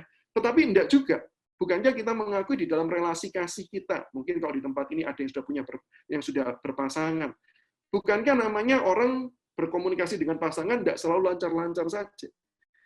Kita bisa loh berkomunikasi atau menyampaikan sesuatu di dalam relasi komunikasi kita itu, menyampaikan keluhan, menyampaikan ekspresi duka cita, kemarahan, kesedihan. Boleh enggak sih berdoa, bertanya tadi, Tuhan kalau Engkau ada, kenapa semua ini terjadi? Di dalam kategori kita itu mengeluh, tentu saja Tuhan katakan, please, silakan. Maka kalau kita baca Mazmur, kita akan mendapati banyak Mazmur keluhan. Ada Mazmur-Mazmur penderitaan. Ekspresi jiwa yang dikeluarkan kepada Tuhan. Tapi kalau kita membaca Mazmur, bukankah di dalam segala ekspresi bertanya-tanya, bahkan sampai dikatakan, Tuhan, apakah Engkau sudah membuang aku? Tapi umumnya Mazmur ditutup dengan sebuah pengharapan. Bahwa sekalipun aku tidak melihat, tapi aku percaya Engkau akan menolong aku. Nah, maka doa di dalam hal ini adalah relasi kita. Kalau dalam kondisi penderitaan, doa itu ngapain? Ya, mengeluhlah. Sampaikan ekspresi duka cita kita, sampaikan kemarahan kita, sampaikan pertanyaan kita.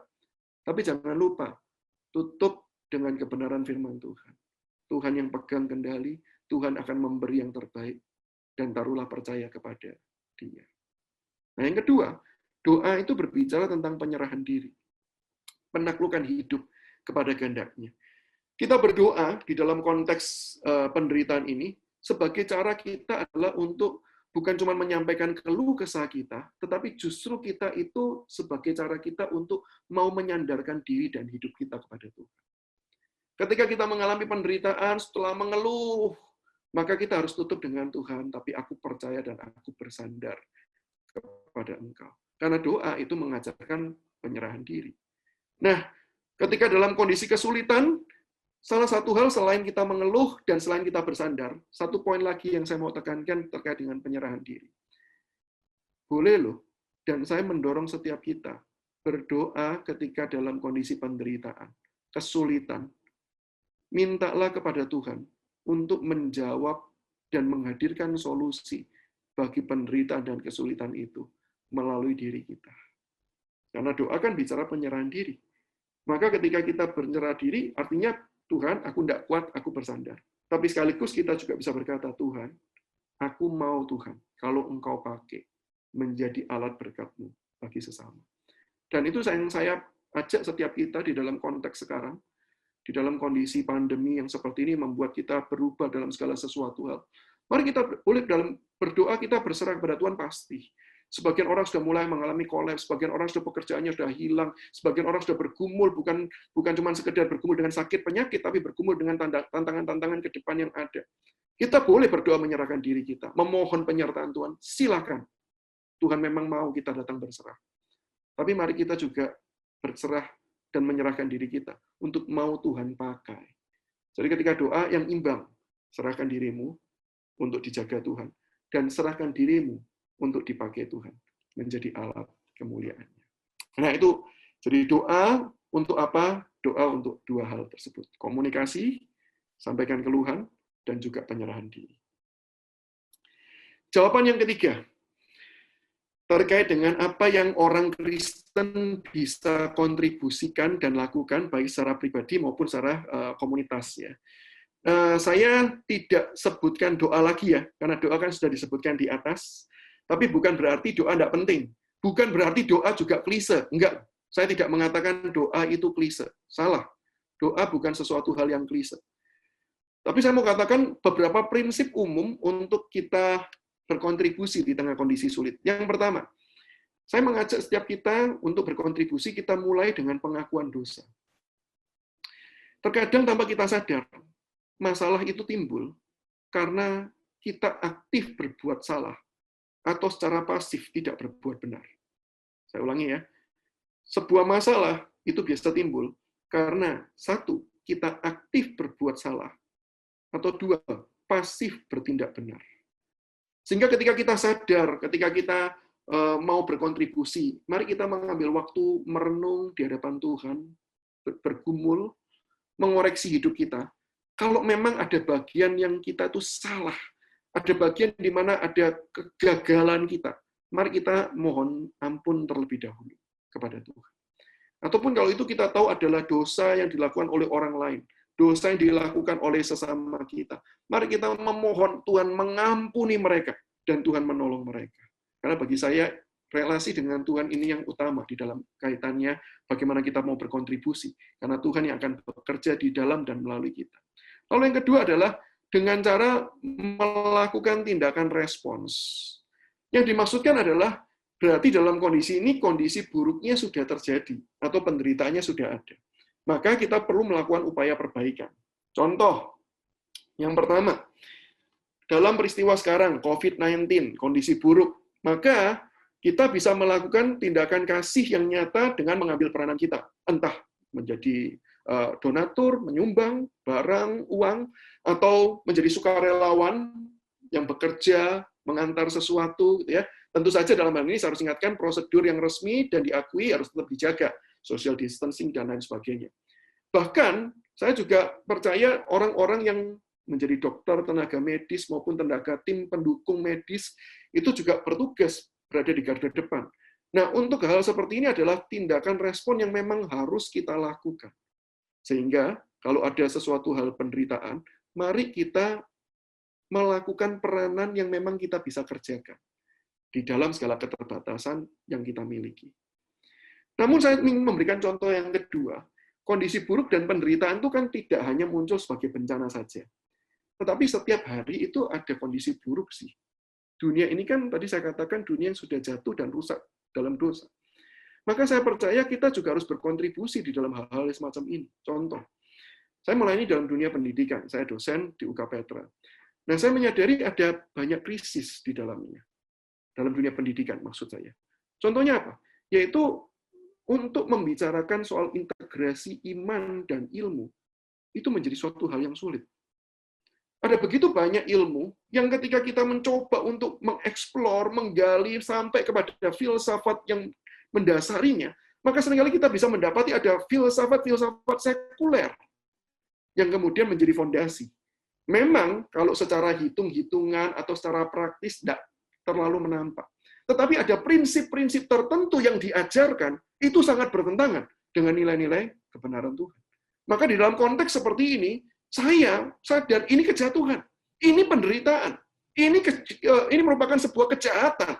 Maka kondisi buruk ini harus diatasi. Dengan cara apa? Mari kita bergumul. Kalau ada di antara kita yang dipanggil menjadi guru, dan kita dipanggil oleh Tuhan, ini adalah bagian kita. Kondisinya sudah buruk. Kalau kita tidak ambil bagian, dan kita berkata, sudahlah, saya cari kenyamanan saya lah, saya cari keuntungan saya sajalah, maka dunia ini tidak akan menjadi lebih baik.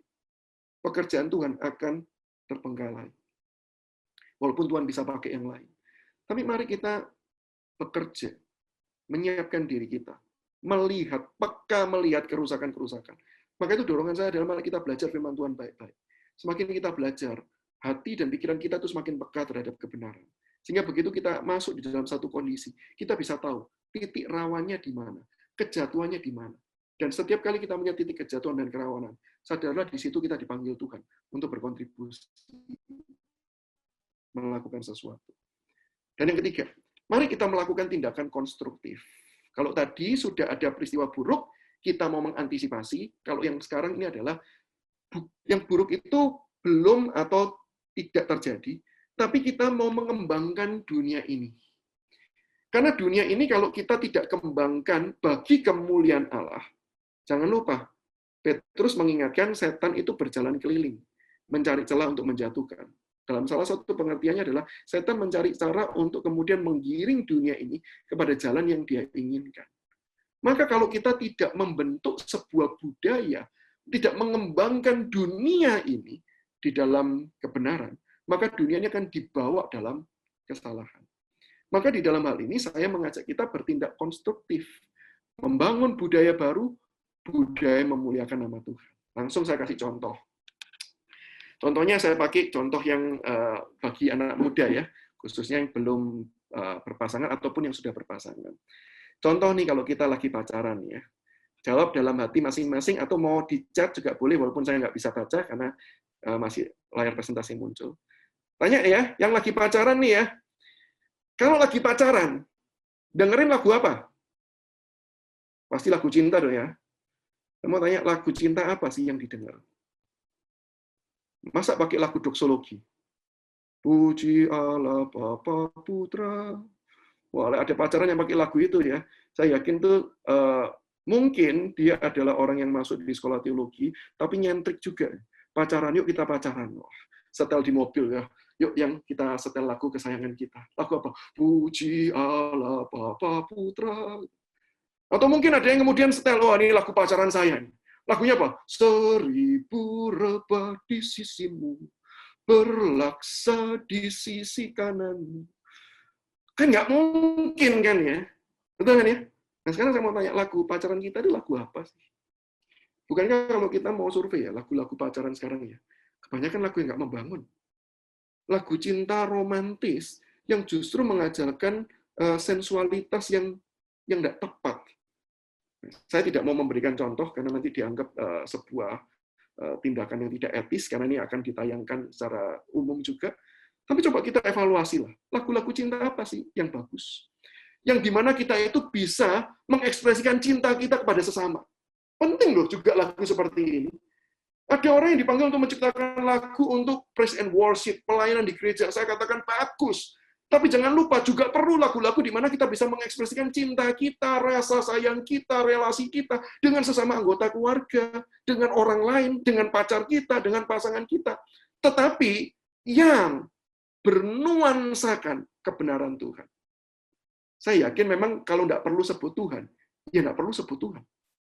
Maka disebutkan, kita perlu menciptakan dan mengembangkan lagu-lagu dunia, tapi bukan lagu duniawi. Lagu-lagu bukan yang ditujukan dalam ibadah, tapi yang juga mengajarkan kebenaran kepada Tuhan. Nah, hal seperti ini adalah panggilan kita. Bagi yang bisa menciptakan musik, dan bagi yang bisa menyanyikannya. Tolong jangan yang nggak bisa nyanyi, ikut nyanyi ya. Itu akan membuat suasananya berubah. Bukan jadi suasana romantis, tapi itu menjadi suasana lebih buruk daripada kedukaan. Nah, hal seperti ini yang perlu kita lakukan sebagai orang percaya ketika kita hidup di dalam dunia yang jatuh. Ingat, dunia sudah jatuh, tapi Tuhan panggil kita untuk membawa kemuliaan Allah. Sehingga pada akhirnya di bumi ini sama dengan yang di surga. Kira-kira jawaban itu yang bisa saya berikan untuk sementara ini.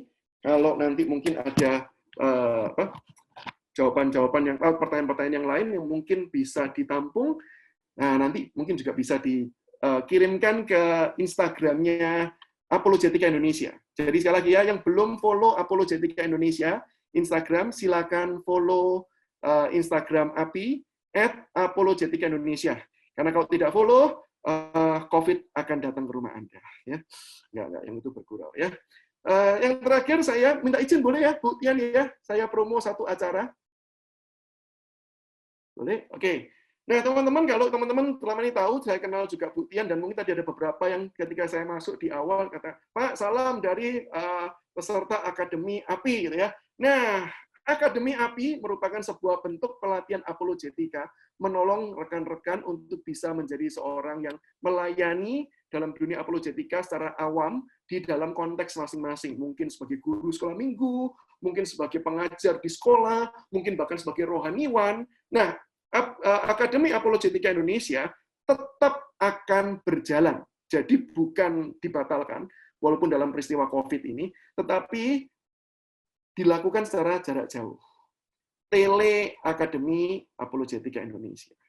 Dan kami sudah mencoba mempelajari bahwa bisa jadi masalah signal itu menjadi problem, maka kami sudah buat sistem mencoba yang sebaik mungkin untuk menolong proses fasilitas belajar dari teman-teman sekalian.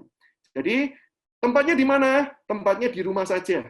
Jangan kemana-mana, tempatnya bukan di EE Center, tapi di rumah saja. Waktunya diperpanjang. Karena apa? Karena kami sadar, teman-teman yang mungkin selama ini bekerja, lalu cuti minta izin, biasanya di dalam kasus work from home, cuti tidak berlaku. Biasanya tetap dituntut bekerja. Nah, saya tahu bekerja dari rumah, walaupun berusaha sekonsentrasi apapun, distraksi itu tetap cukup sulit. Distraksi akan tetap ada, sehingga konsentrasi akan cukup sulit. Maka waktunya diperpanjang dengan harapan, sesi per hari tidak banyak. Dibagi nih, 1 sampai 12 Juni, itu dibagi, jadi satu hari tidak begitu banyak sesi, dibagi. Lalu ada diskusi-diskusi yang kemudian dilakukan secara via maya, digital, gitu ya. Ada kolom chat di dalam aplikasinya tersebut, di mana kita tuh bisa berdiskusi sama-sama. Namanya berdiskusi berarti bukan tanya jawab dengan pembicara, tetapi antar peserta bisa memberikan komentar, bisa memberikan pendalaman, bisa memberikan penafsiran, dan macam-macam. Nanti ada fasilitator yang kemudian akan bertugas untuk mengarahkan. Jangan sampai kemudian diskusinya jadi debat kusir atau lain sebagainya.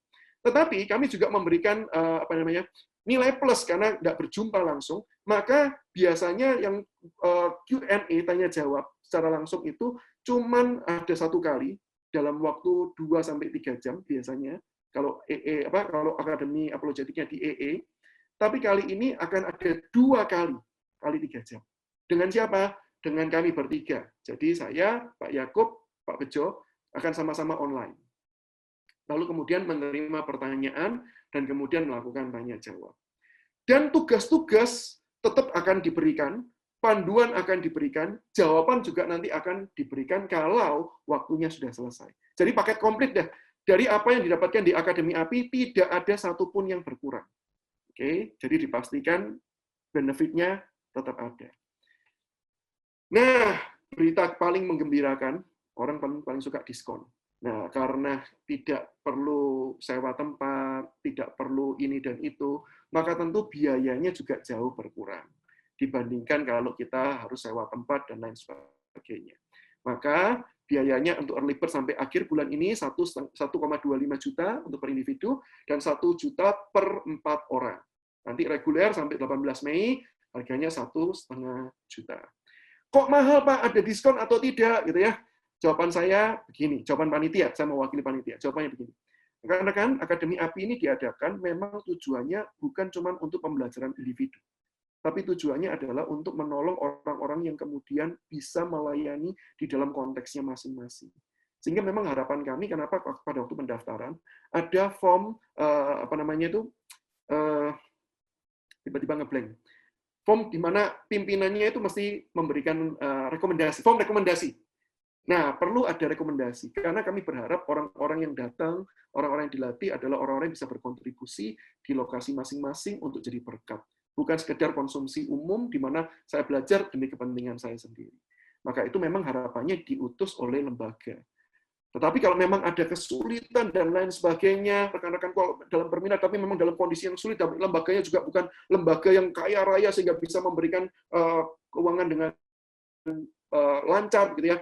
Teman-teman silakan bisa kontak pembicara untuk kemudian menanyakan ada kemungkinan atau tidak, atau kontak kepada panitia. Siapa tahu ada donatur yang kemudian bermurah hati, yang kemudian berkata, kali ini saya bayar bukan untuk diri saya bayar plus untuk siapapun yang kemudian kekurangan. Nah, silakan tanyakan, siapa tahu memang tempat itu tersedia.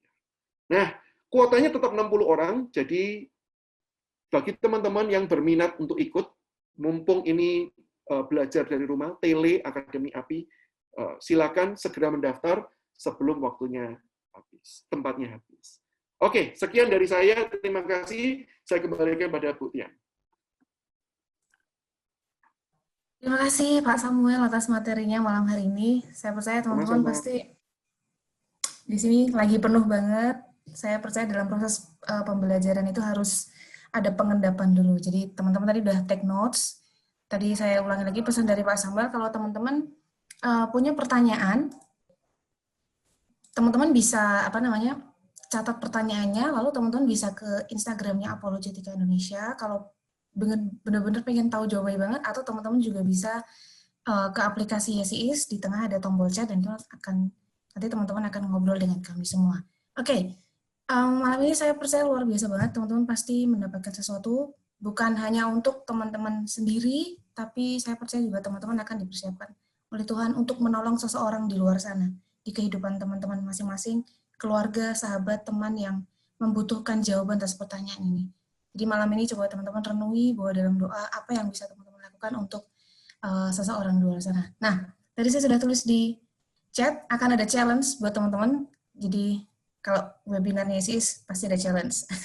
Nah, sebentar saya akan puterin satu video, judulnya adalah Tom and Greg. Video ini ada di aplikasi Yesis. Saya akan challenge teman-teman untuk share video ini ke seseorang atau ke sosial media teman-teman, dan ajak seseorang untuk ngobrol berdasarkan video yang barusan teman-teman bagikan. Saya akan coba kasih lihat videonya sama teman-teman sebentar ya, semoga bisa. Kita akan tonton sebentar bersama-sama, lalu saya akan challenge teman-teman untuk coba bagikan video ini. Videonya ada di aplikasi Yesis, bagian video ini dan ajak seseorang ngobrol tentang ini. If God, why evil? Kalau ada Tuhan, kenapa kejahatan dan penderitaan juga ada? Jadi video ini ada di aplikasi itu sebagai untuk teman-teman pakai sebagai pembuka percakapan dengan seseorang tentang topik yang barusan kita obrolin. Apakah videonya kelihatan? Bentar, maaf. Bentar, saya putar dulu. Tom and Greg. Bentar ya. On it. And now in breaking news. Suaranya masuk nggak ya? Masuk ya? Masuk. Oke. And now in breaking news. Attempts to divert a massive meteorite that is speeding towards the Earth have failed.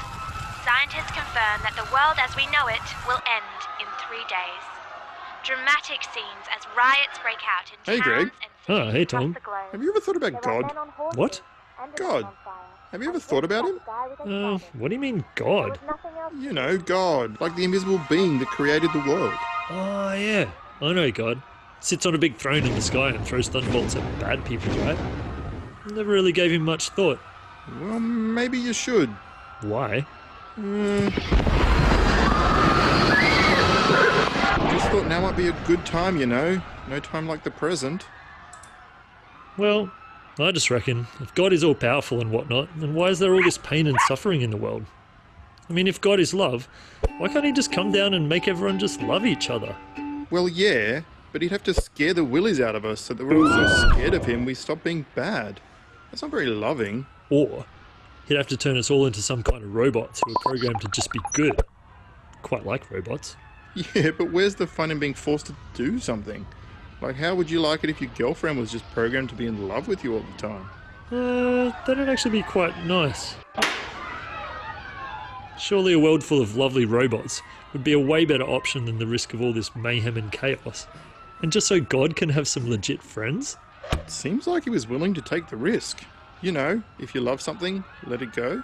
Yeah, that's all well and good. But I mean, God's invisible. How do you even have a relationship with someone you can't even see? Have you ever tried talking to him? I mean, once I stubbed my toe and I said, "Oh God, that hurts." Does that count?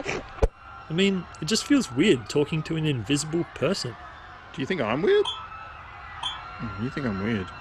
You do know billions of people claim a personal connection to Jesus. Do you really think it's possible that many people have legit gone bonkers? I just don't get how you're meant to get to know someone who you can't see. I don't know. You just talk to them and hang out. You know, like you do with your mates. You just got to give it time.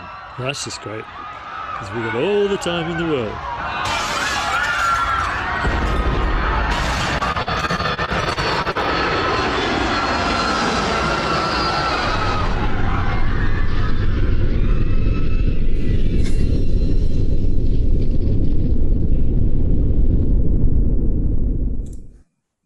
Oke, itu tadi videonya. Jadi apa yang perlu dilakukan dengan video itu, aku mau challenge teman-teman untuk ayo ngobrolin topik ini dengan seseorang, mungkin teman atau keluarga kamu. Jadi supaya hasil belajarnya malam ini nggak cuma disimpan sendiri ya, tapi coba ngobrolin dengan seseorang.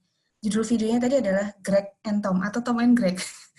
Greg and Tom. Kalau kalian ketik di aplikasi YesIS, pasti ada. Itu aja teman-teman, mungkin semua pertanyaan, kalau teman-teman ada pertanyaan baru, saya encourage teman-teman untuk kalian boleh tanyain di Instagramnya Apologetika Indonesia atau lewat chat dengan tim YesIS di dalam aplikasi YesIS. Oke, saya rasa ini aja buat webinar YesIS yang ketiga malam hari ini. Saya bersyukur banget sampai terakhir ini, sampai ke challenge, masih ada 115 orang bergabung dengan kita. Saya berharap kebenaran ini tidak kita simpan buat diri kita sendiri, tapi teman-teman adalah pembawa pesannya Tuhan untuk orang-orang yang lain. Itu aja. Please stay connect, teman-teman bisa chat kita di tim YesIS dan juga di teman-teman di Apologetika Indonesia. Kita akan tutup seminar malam hari ini dengan doa, mengucap syukur untuk apa yang barusan kita dengar.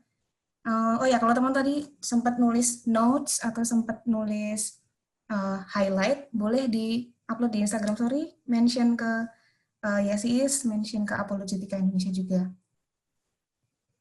Itu aja. Sebelum kita selesai, kita tutup dalam doa dulu ya untuk mengucap syukur sama Tuhan ini. Pak Johannes, Mas Jo dari YesIS masih ada nggak ya? Boleh bantu saya tutup dalam doa?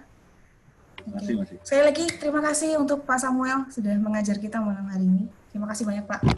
Sangat berharga apa yang diajarkan kepada kami dan sangat memperlengkapi kami. Thank you Pak Samuel. Mari kita tutup dalam doa, silakan Pak Jo. Maaf videonya nggak dinyalain nih. Oke. Bapak terima kasih kalau pada malam hari ini kami belajar tentang penjelasanmu bahwa Tuhan itu baik. Tuhan seringkali kami melihat dengan cara yang berbeda, yang berbeda. Di malam ini kami diajari untuk Tuhan itu baik.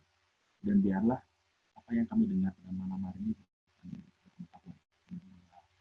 kalau kami juga boleh cerita banyak orang yang ini hal yang paling luar biasa, hal yang paling jadi mudah Tuhan tengah dunia seperti ini masih ada kebaikan yang Tuhan berikan di setiap kami dan orang-orang yang masih memiliki kebaikan berbeda kebaikan kepada orang.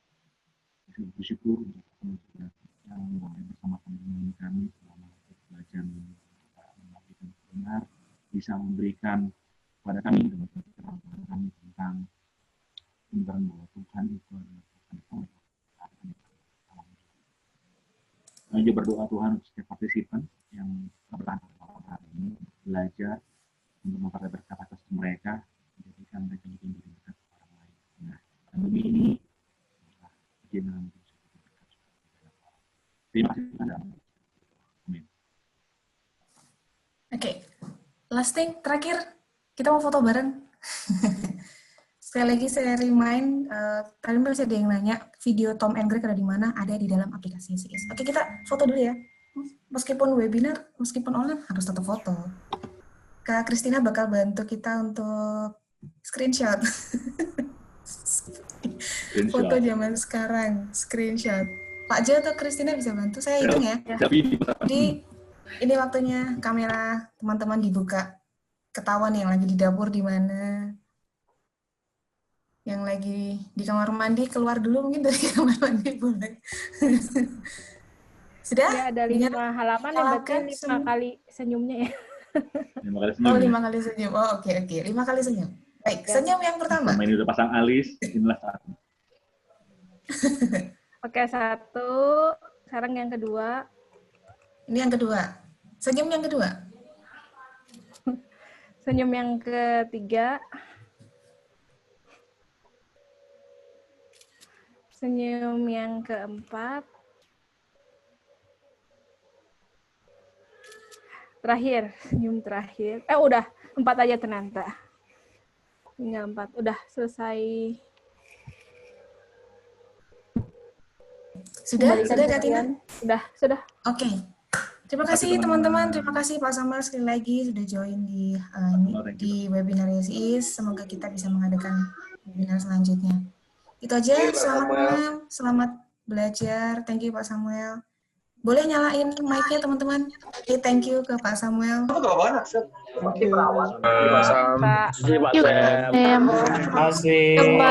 Tuhan memberkati. Thank you Pak Samuel. God bless you. God bless.